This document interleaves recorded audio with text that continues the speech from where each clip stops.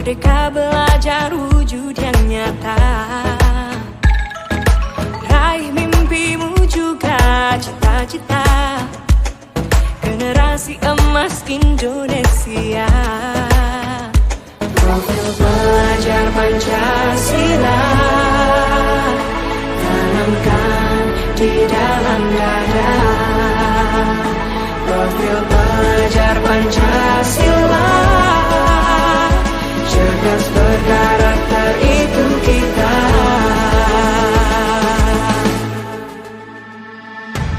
Beriman dan bertakwa pada Tuhan yang Maha Esa.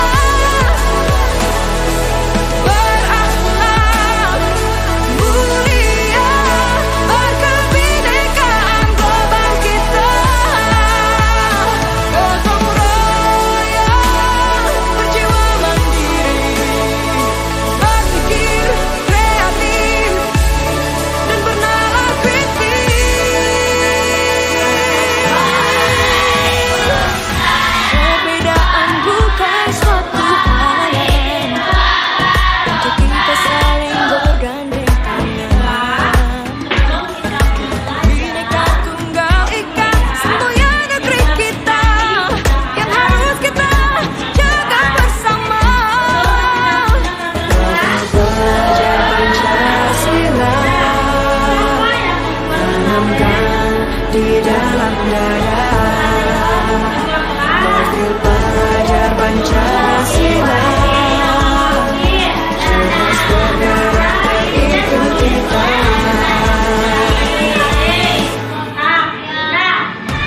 Beriman dan bertakwa pada Tuhan yang Maha Esa.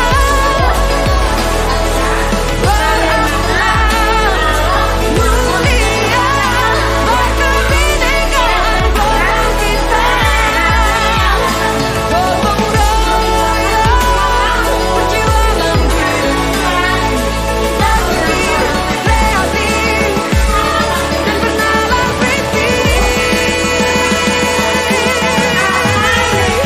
berpikir kreatif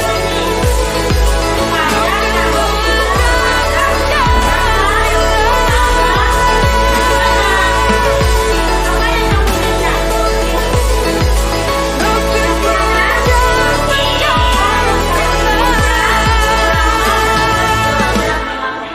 Atau mulai kamu datang ke sekolah, apa yang kamu inginkan, terutama di kelas kamu ini, itu adalah kesepakatan kelas. Nah, masing-masing kamu pasti punya keinginan yang terbaik, yang terbaik. Punya keinginan terbaik nggak di kelasnya ini? Punya. Nanti kita tulis kesepakatan kita bersama, kemudian kita seleksi kira-kira mana yang cocok yang akan kita terapkan secara bersama. Sana? Mau nggak kamu? Peraturan kita tukar dengan kesepakatan, mau nggak? Mau. Kesepakatan itu kita dari kita untuk kita. Ayo, coba Ibu akan bagikan ini.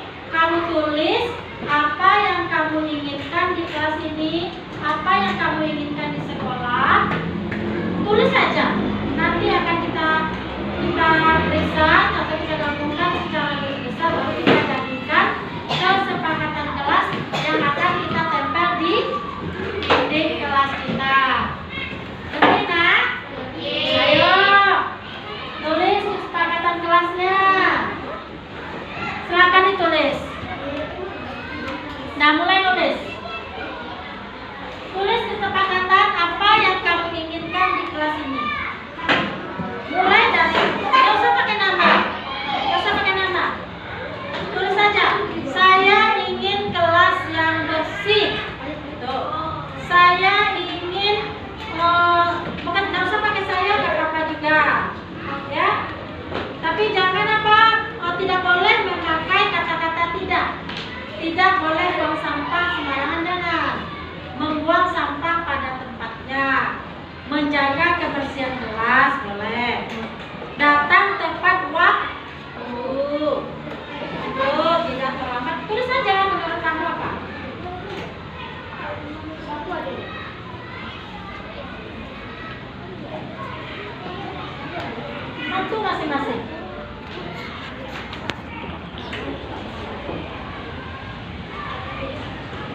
Masing-masing satu aja. Kalau udah selesai boleh. Nggak usah panjang-panjang, Nak. Buah boleh. Satu aja Mas. Apa yang kamu inginkan selama kamu berada di sekolah ini? Itu kesepakatan. Ayo, tempel aja. Yang udah selesai silakan ditempel.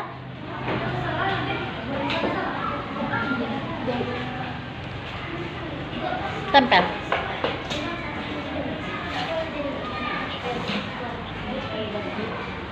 Tempel aja. Satu kata, dua kata tempel nak. Bagus. Ayo. Sini tempelnya. Iya, sana. Bagus. Iya. Di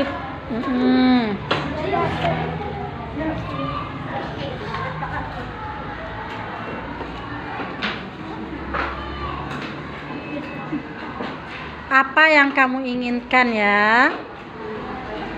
Oke.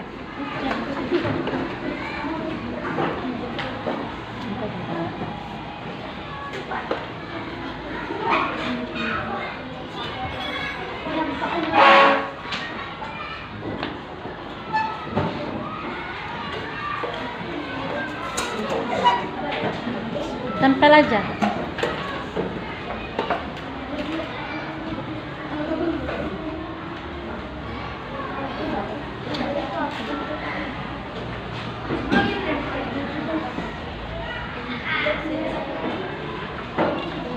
Tinggi banget. Ada.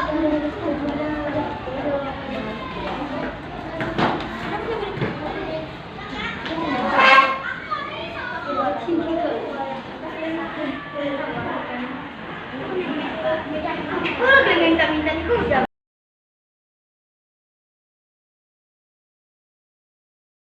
Ini kesepakatan yang telah kamu bikin di kelas ini. Nah, dari kesepakatan ini nanti akan kita simpulkan apa keinginan kamu sebetulnya yang kamu inginkan di kelas ini.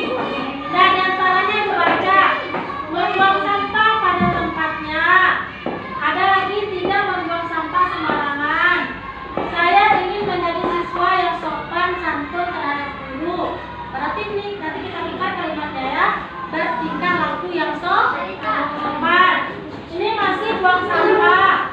Siswa harus berpakaian dan bersikap sopan santun. Kemudian tidak juga menjaga kebersihan. Kemudian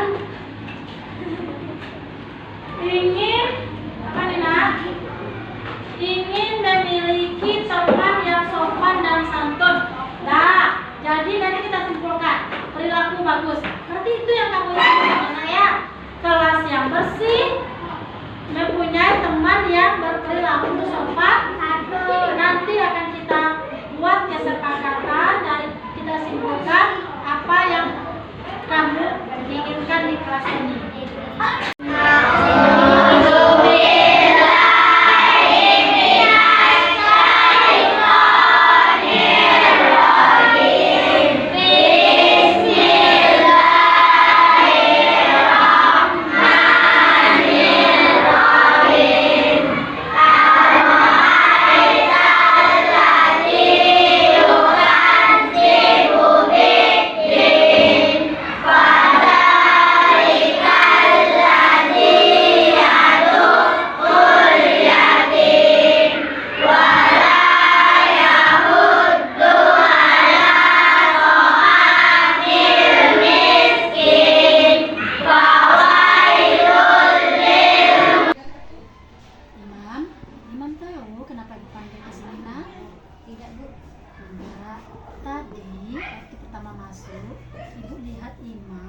Main-main ketika berdoa, betul nggak Imam?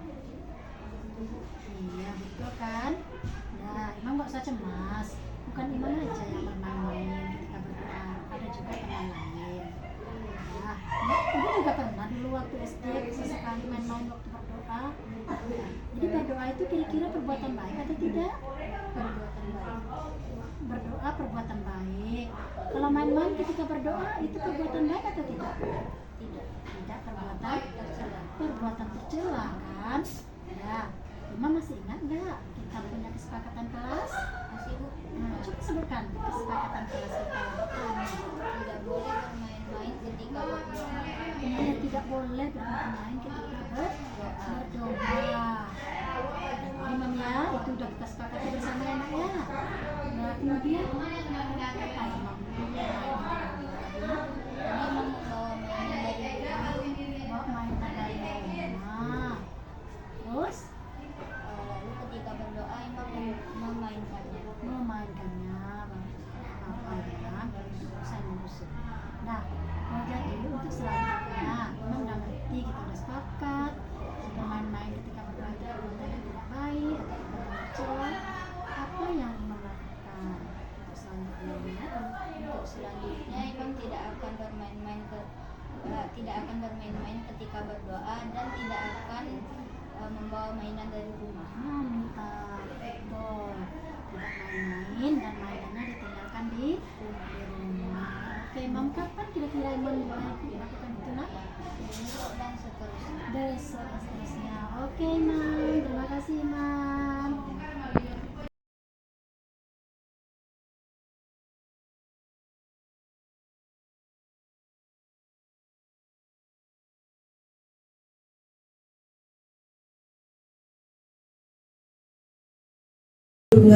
Meldawati SPDI. Inilah nanti materi dan untuk kedepannya.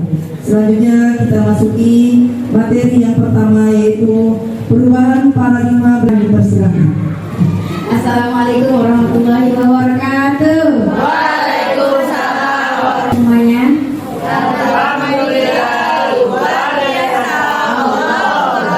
Alhamdulillah ya. Disampaikan oleh calon guru Pujara Yunida Sapriani SPD SD kepada Ibu Yunida dengan segala hormat. Bismillahirrahmanirrahim. Berapa pertanyaannya? Jadi berapa pertanyaan dulunya? Apa tadi dulunya? Berapa pertanyaan?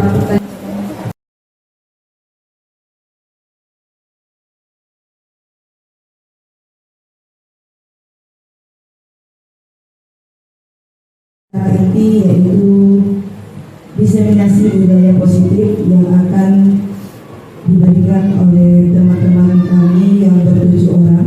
Pengertian pembelajaran menurut Undang-Undang Sisdiknas nomor 20 tahun 2023. Ini pendidiknya, ini segitiga, ini peserta didik, ini sumber belajar.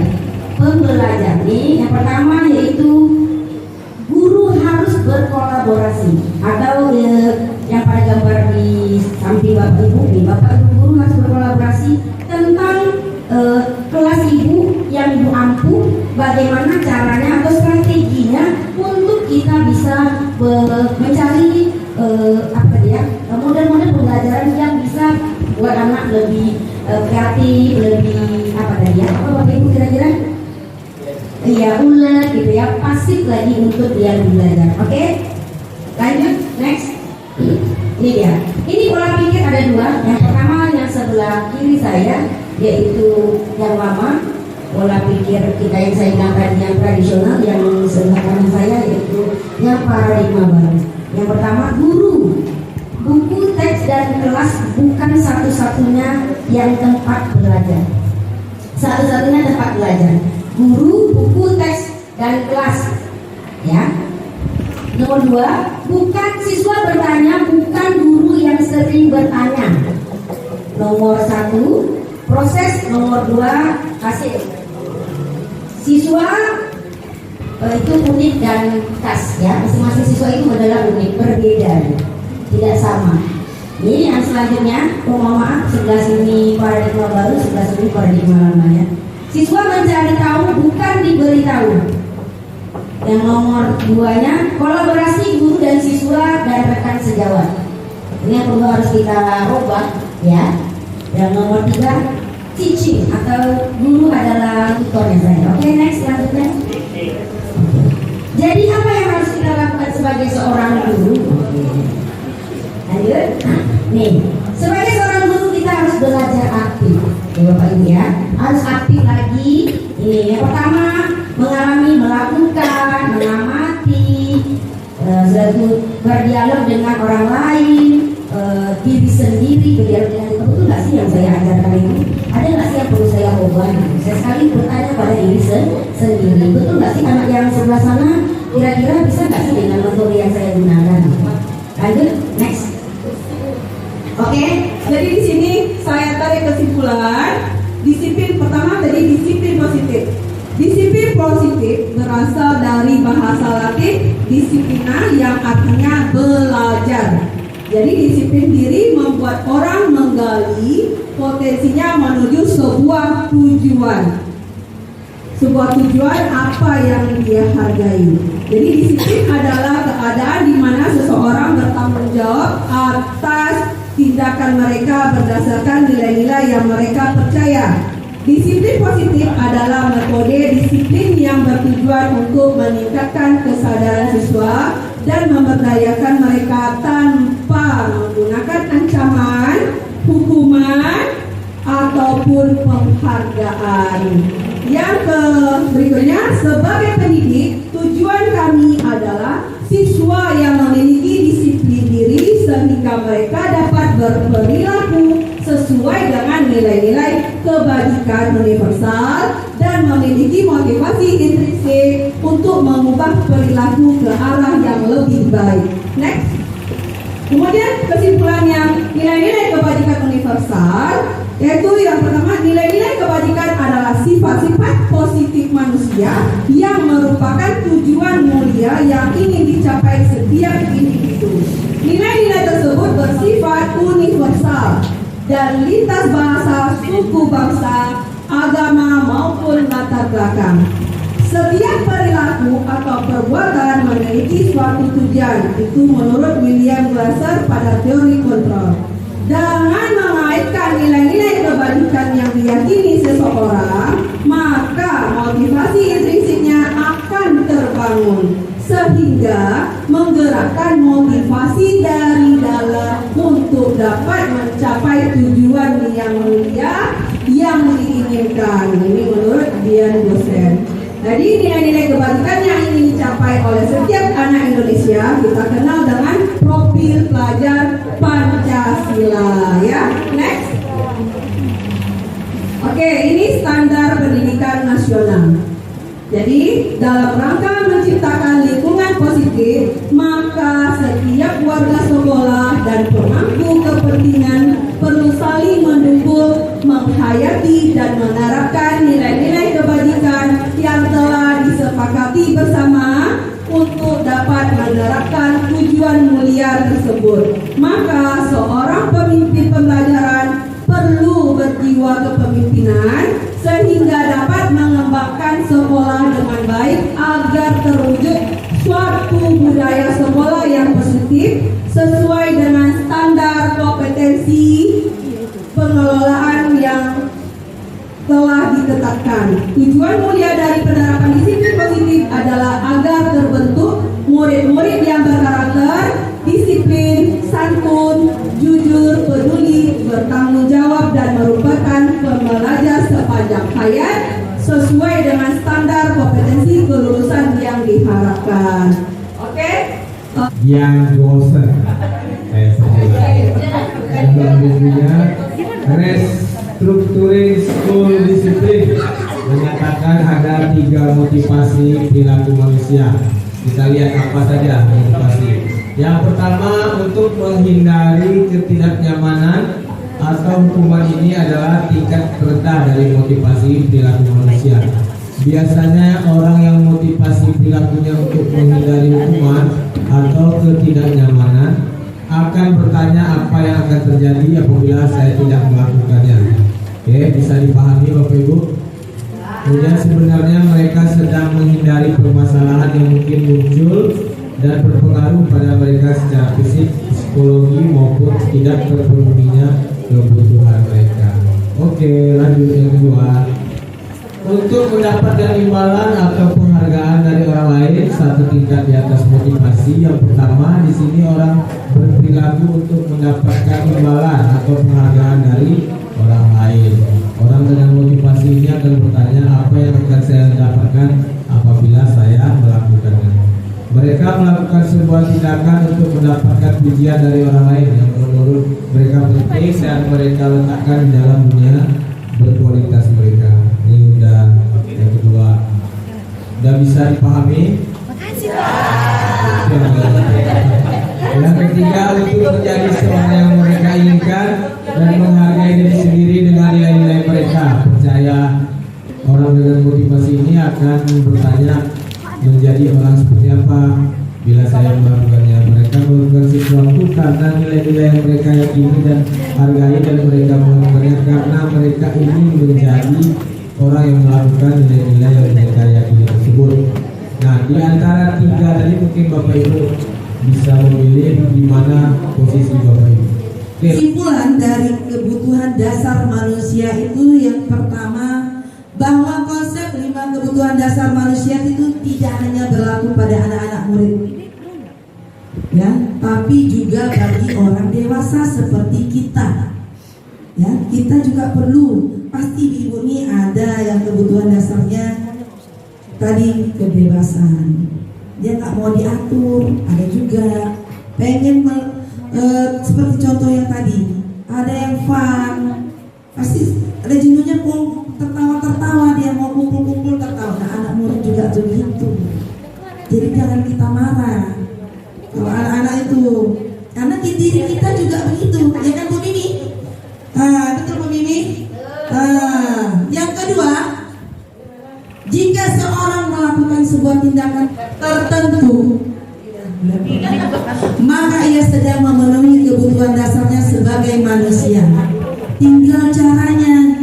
Kalau dia tidak bisa secara positif, pasti dia akan melakukan secara negatif, dan itu akan keluar dari nilai-nilai kebajikan universal. Nah, bagaimana kita di sekolah nantinya bisa memenuhi kebutuhan dasar anak-anak didik kita? Yang ketiga, kita sebagai seorang guru harus bisa memahami 5 kebutuhan dasar manusia untuk mewujudkan lingkungan dan budaya positif yang ada di sekolah kita ini. Jadi sekolah kita tertib akhirnya nantinya.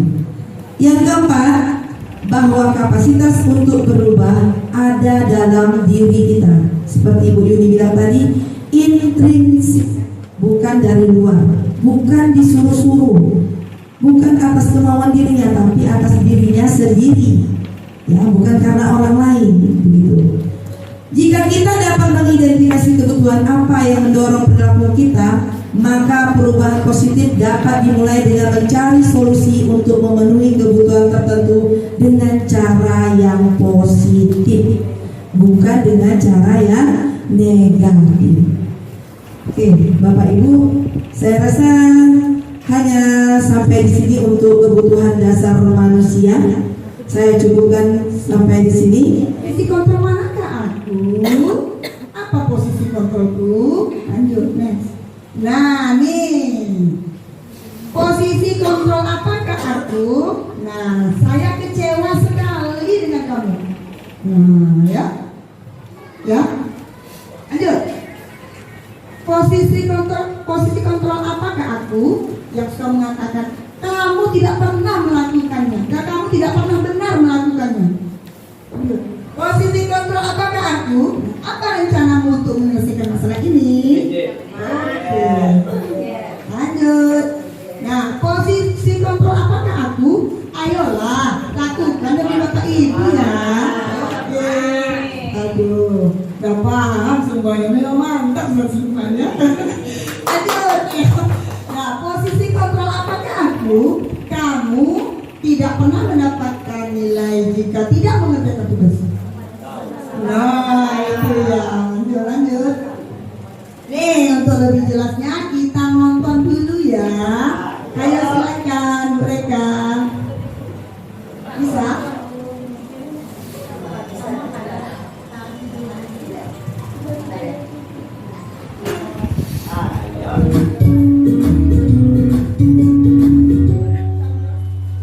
Salam Ibu dan Bapak guru hebat. Dalam penerapan disiplin positif restitusi, salah satu program yang dikembangkan adalah 5 posisi kontrol. 5 posisi kontrol dalam restitusi adalah proses perjalanan seorang pendidik agar dapat mengenali dirinya. Pada video kali ini, kita akan membahas tentang 5 posisi kontrol yang dikembangkan oleh Brian Gosen dan contoh penerapannya.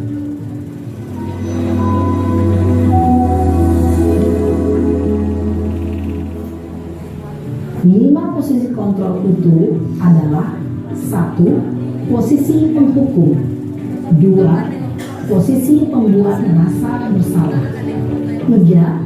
Posisi teman, 4. Posisi pemantau atau monitor, dan 5. Posisi manajer. Untuk lebih memahami kelima posisi tersebut, mari kita saksikan kasus Naren yang terlambat hadir waktu di sekolah dan melihat bagaimana kelima posisi kontrol dalam menghadapi masalah tersebut.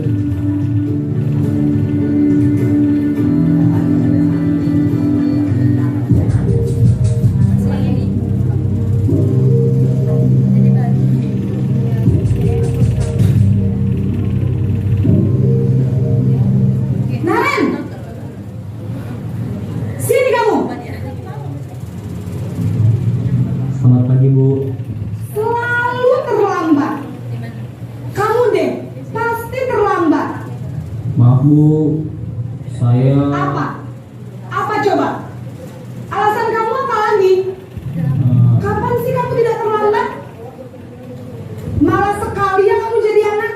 saya Dasar pemalas. Gak kapok-kapok sih kamu.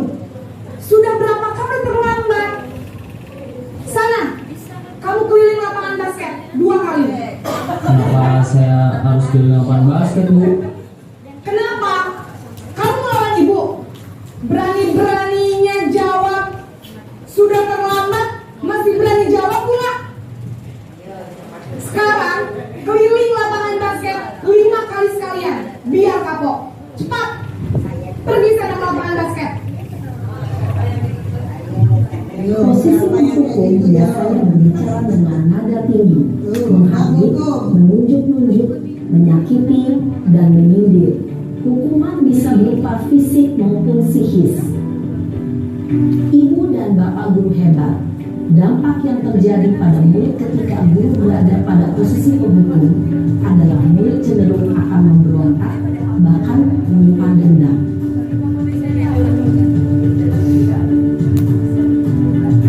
Yang kedua,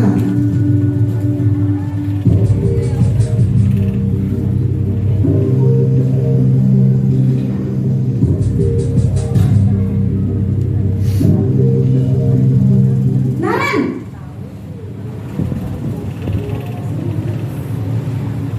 Selamat pagi, Bu. Naren, kamu kenapa terlambat lagi, nak? Ya Tuhan, Naren, kamu senang ya bikin ibu susah ya? Kalau kamu terlambat lagi, nanti ibu yang ditegur bapak kepala sekolah, nak. Disangka ibu tidak bisa membina kamu.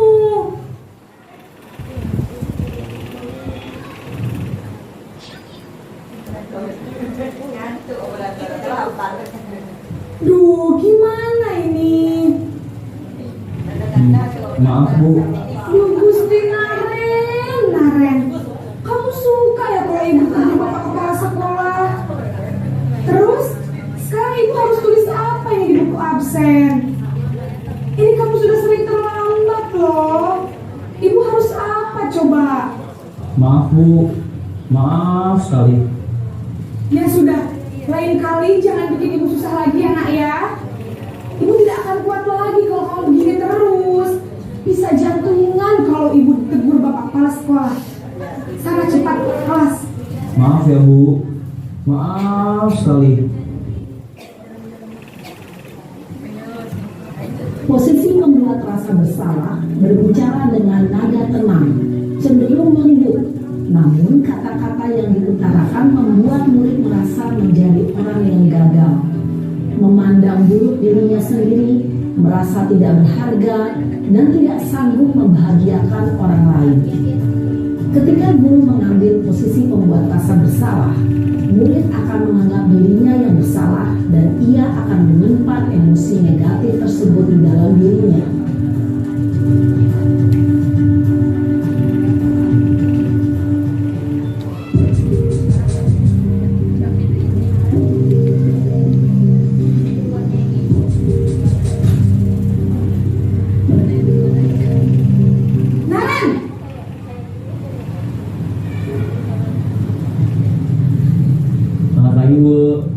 Wah, sudah jam berapa ini nak?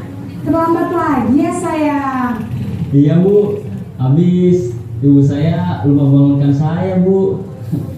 Kamu malah menyalahkan ibu kamu. Kamu bukannya anak yang larinya paling kencang. Kok terlambat sih? Iya Bu, saya memang terlambat bangun tadi. Jadi biarpun saya lari kencang, tetap gak kekejar Bu. Ya sudah sana, nanti lain kali larinya lebih kencang lagi ya, biar gak terlambat lagi. Bikin seneng ibu, demi ibu, bisa kan? Bisa lah Bu. Ya sudah sana masuk kelas, ibu beresin urusan absen kamu. Kamu ini ada-ada saja. Dalam posisi teman, guru berbicara dengan nada suara ramah, akrab, cenderung bersenda gurau untuk menjaga suasana tetap santai. Murid akan merasa senang, aman, dan akrab dengan guru. Identitas yang tercipta adalah identitas sukses atau berhasil. Namun, perlu diingat, karena ini masih dorongan eksternal, maka ada faktor ketergantungan dari murid kepada orang tertentu. Di sini guru aksennya, sehingga di lain waktu murid bisa berperilaku baik, namun hanya kepada orang-orang tertentu saja.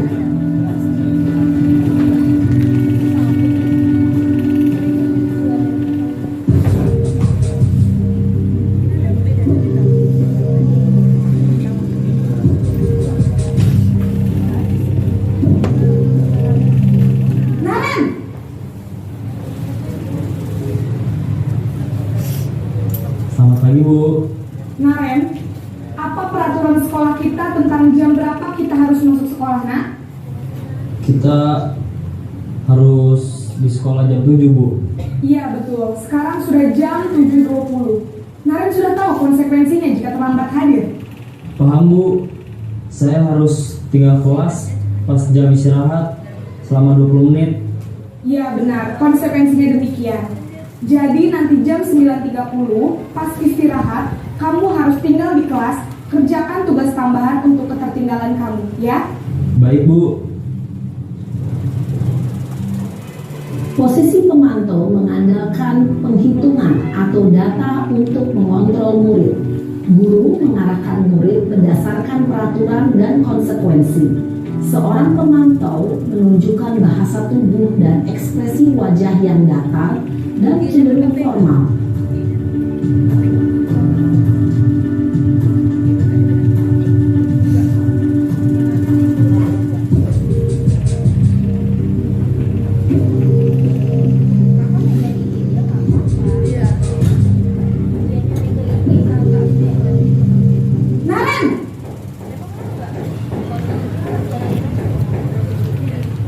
Selamat pagi Bu.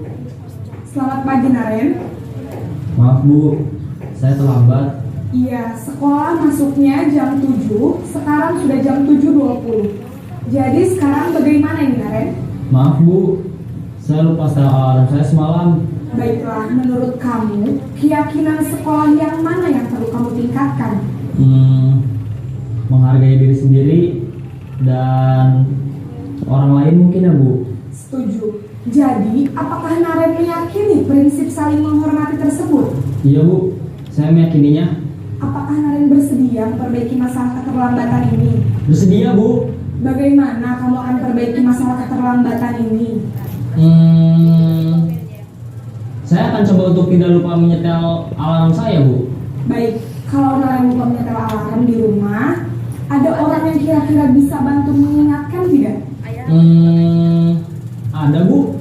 kakak saya, Kak Emma. Ada lagi selain Kak Emma? Selain Kak Emma, ada ibu saya. Baik, jadi yang mengingatkan Naren adalah Kak Emma dan ibu kamu ya. Kira-kira akan mulai setel alarm kapan nih Naren? Setelah pulang sekolah, akan segera saya lakukan. Baik, jadi Naren akan setel alarm untuk bangun besok pagi dan akan diingatkan oleh kakak dan ibunda Naren ya. Ada lagi yang mungkin perlu dilakukan Naren agar tidak terlambat bangun lagi? Tidak ada, Bu. Baik Naren, terima kasih untuk kerjasama kamu. Sekarang kamu perlu kembali ke kelas untuk belajar. Baik, Bu. Terima kasih. Posisi manajer adalah posisi kontrol yang disarankan untuk membimbing murid memiliki sikap disiplin yang positif, yaitu murid yang mandiri, bertanggung jawab, dan dapat memecahkan masalah. Tujuan dari posisi ini adalah agar murid dapat berefleksi atas tindakannya. Guru akan dengan tulus memberikan pertanyaan-pertanyaan bermakna, sehingga membuat murid dapat belajar dari kesalahannya dan mencari sebuah solusi untuk menyelesaikannya. Ibu dan bapak guru hebat, setelah mengamati adegan kelima posisi kontrol tadi, kira-kira posisi mana yang paling ideal? Posisi mana yang dapat menunjang motivasi intrinsik murid? Ya, tentu posisi manajer. Posisi ini memang posisi ideal yang ingin dituju setiap pendidik. Pada posisi inilah, guru dapat menerapkan disiplin positif yang berpihak pada murid, yang memerdekakan murid. Perjalanan seorang pendidik tentunya tidak mudah untuk sampai pada posisi seorang manajer. Namun, tujuan kita pasti. Refleksi kita dari paparan saya tadi dan juga video yang telah saya tampilkan tadi ya. Nah, dari 5 posisi kontrol seorang guru adalah pencapaian posisi sebagai manajer lah ya, yang akan menjadikan murid sebagai pribadi yang merdeka, mandiri, dan bertanggung jawab, yang pada akhirnya akan menciptakan lingkungan belajar yang nyaman dan kondusif. Demikian paparan saya. Bagaimana cara kita langkah-langkah dalam pembentukan keyakinan kelas tersebut? Yang pertama, keyakinan kelas lebih bersifat abstrak daripada peraturan yang lebih rinci dan konkret. Jadi keyakinan kelas ini bersifat lebih abstrak. Kemudian keyakinan kelas berupa pertanyaan-pertanyaan yang universal seperti yang saya jelaskan tadi, bersifat umum dia. Yang ketiga, pernyataan keyakinan kelas senantiasa dibuat dalam bentuk kalimat positif. Jadi kita tidak boleh memakai kata-kata dilarang, memakai kata-kata tidak boleh, gitu ya. Kita pakai jagalah kesehatan, berperilakulah bertanggung jawab, seperti itu. Jadi kalau dia sudah berperilaku bertanggung jawab, apapun dia akan bertanggung jawab, seperti contoh tadi. Kemudian keyakinan kelas sebaiknya sesuatu yang dapat diterapkan di lingkungan tersebut, yang bisa diterapkan di lingkungan kelas kita. Jangan kemana-mana, jangan jauh keluar. Ya, kalau memakai helm mungkin nggak ada di dalam kelas, gitu ya. Kemudian semua warga kelas hendaknya ikut berkontribusi dalam membuat keyakinan kelas tersebut melalui curahan pendapat. Bisa jadi dia secara pribadi curahan pendapat, bisa jadi melalui diskusi secara bersama. Yang penting semua anggota kelas berkontribusi dalam menciptakan keyakinan kelas ini. Yang kelima, bersedia meninjau kembali keyakinan kelas dari waktu ke waktu. Kita tinjau kembali setelah kita bikin keyakinan kelas sebulan atau 2 bulan atau triwulan, kita apa lagi? Kita tinjau kembali apakah keyakinan kelas ini terlaksana atau tidak. Nah, itu ada cara-caranya nanti. Bisa dengan cara apa, ada kegiatan yang kita lakukan dengan cara apa yang sudah terlihat, apa yang tidak pantas terlihat. Itu siswa kita suruh dia menulis apa yang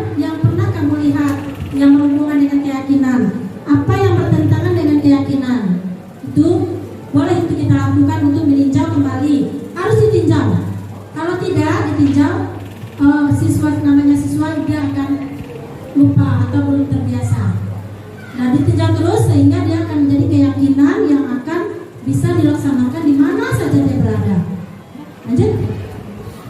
Nah, ada videonya mereka. Saya sudah mencoba.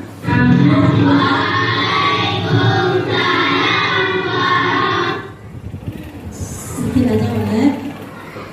Ini kesepakatan yang telah berlangsung. Dari pendapat kita ini nanti akan bisa simpulkan apa kegiatan kamu sebetulnya yang kamu inginkan dilalui. Dan antaranya keluarga, membuang sampah pada tempatnya. Ada lagi tidak membuang sampah sembarangan. Saya ingin menjadi siswa yang sopan dan itu. Tapi ini harus kita adalah dan tinggal waktu yang sopan. Ini masih buang sampah. Siswa harus berpakaian dan bersikap sopan santun. Kemudian tidak sudah menjaga kebersihan.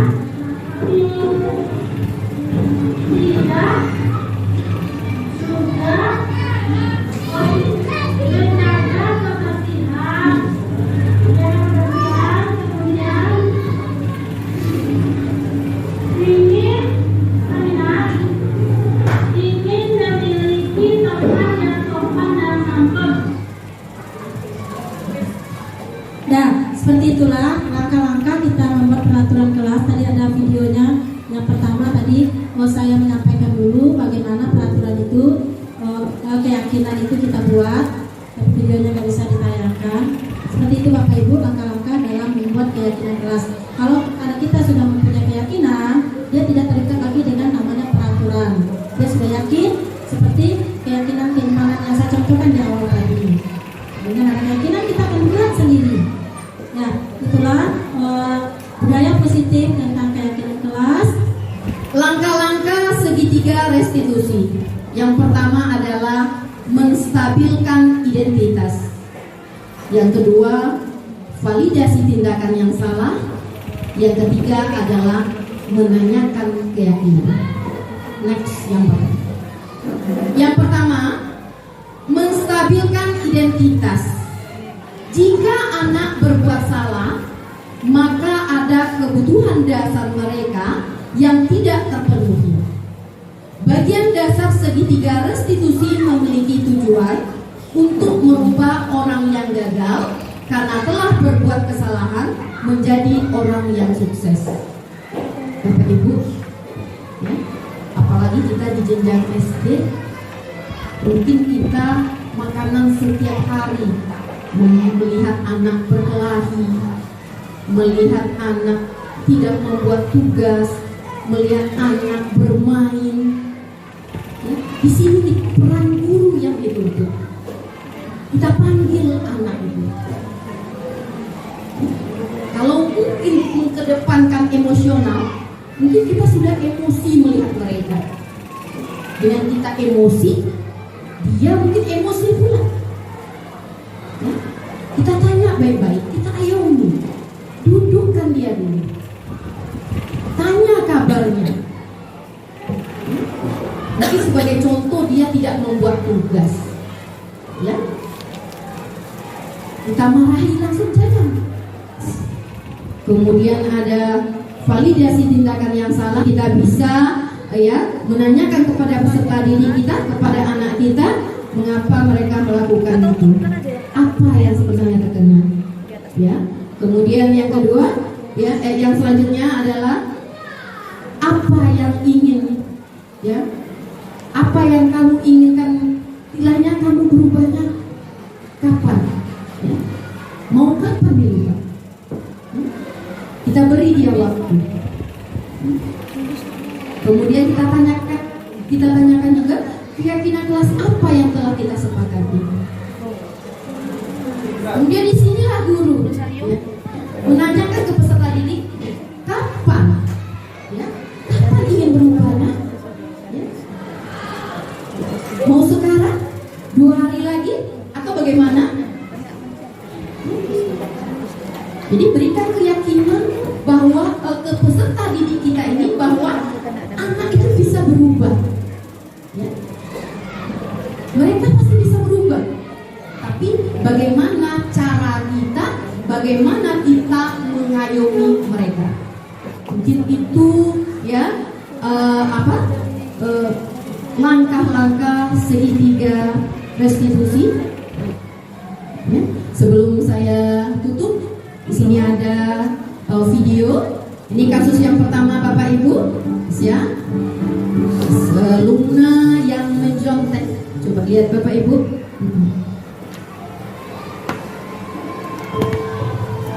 Ini hanya simulasi ya Bapak Ibu ya, simulasi saja, tidak sebenarnya.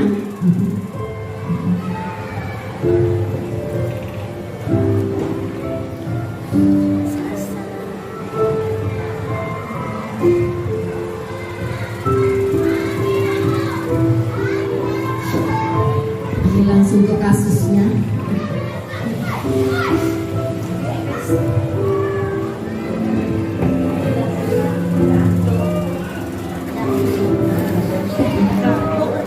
Selamat siang Bunda. Bunda sudah sholat zuhur. Ya alhamdulillah. Bunda tahu tidak kenapa Pak Hendra panggil ke sini? Nggak tahu. Ya. Bunda tadi saat ulangan waktu di kelas Pak Hendra melihat jawaban temannya. Tadi teman sebelahnya Azumi. Luna melihat jawaban temannya atau mencontek. Betul atau tidak, Luna? Betul. Betul. Ya, mencontek itu perbuatan yang baik atau tidak baik? Tidak baik. Perbuatan tidak baik. Ya, baik. Nah, setiap manusia pasti pernah berbuat salah. Termasuk Pak Hendra juga pernah berbuat salah. Luna pun juga pernah dengan mencontek tadi. Termasuk kita berbuat sebuah kesalahan. Tapi Pak Hendra di sini bukan mau mencari siapa yang salah, tapi Pak Hendra mau membantu untuk mencari solusi supaya Luna tidak mencontek lagi. Nah, Luna pasti punya alasan kenapa Luna ini mencontek. Coba cerita sama Pak Hendra. Apa sih alasannya? Tadi malam tidak belajar. Tadi malam nggak belajar. Kenapa tidak belajar? Mainan atau tidur? Mainan. Baik. Berarti ketika Luna tidak belajar, akhirnya tidak bisa mengerjakan soal. Betul. Luna masih ingat tidak keyakinan kelas kita yang sudah kita buat pada pertemuan awal dulu? Ingat apa keyakinan kelas kita? Jujur dalam bertindak. Ya. Luna yakin bahwa sikap jujur itu kita perlukan dalam diri kita. Yakin sifat jujur itu baik untuk kita? Baik. Kalau kita sudah yakin, kira-kira apa yang harus Luna lakukan supaya Luna ini tidak mencontek? Karena mencontek ini perbuatan yang tidak jujur. Nah, apa yang harus Luna lakukan supaya Luna tidak mencontek kembali? Belajar, terus mengerjakan semampunya. Oke, kemudian berdoa kepada Allah. Oke, baik. Luna sudah tahu apa yang harus dilakukan supaya Luna tidak mencontek kembali? Sudah tahu? Baik. Sekarang pertanyaannya, kapan Luna mau mulai apa yang Luna katakan tadi? Mulai hari ini. Baik, mulai hari ini Luna akan melakukan apa yang sudah dikatakan tadi. Belajar, mengerjakan sesuai kemampuan, kemudian berdoa kepada Allah. Ya. Terima kasih Luna. Aku yakin Luna dapat menjadi pribadi yang lebih baik lagi, menjadi anak yang solehah, menjadi benar-benar orang tua. Atas dulu. Siap, menjadi lebih baik. Dan itu kira-kira Bapak Ibu ya, contoh Bapak guru kita ya yang menerapkan segitiga restitusi. Adem lihatnya Bapak Ibu. Kira-kira bisa kita mempraktekkan ya. kami nanti minta umpan baliknya dari Bapak Ibu semuanya. Nanti mohon ditulis umpan baliknya untuk kami yang bertujuh ini dalam penyampaian materi secara kolaborasi oleh calon guru penggerak angkatan 9. Mudah-mudahan umpan balik yang Bapak Ibu berikan kepada kami yang bertujuh ini dapat membawa kami menjadi lebih baik lagi ke depannya nantinya. Oke.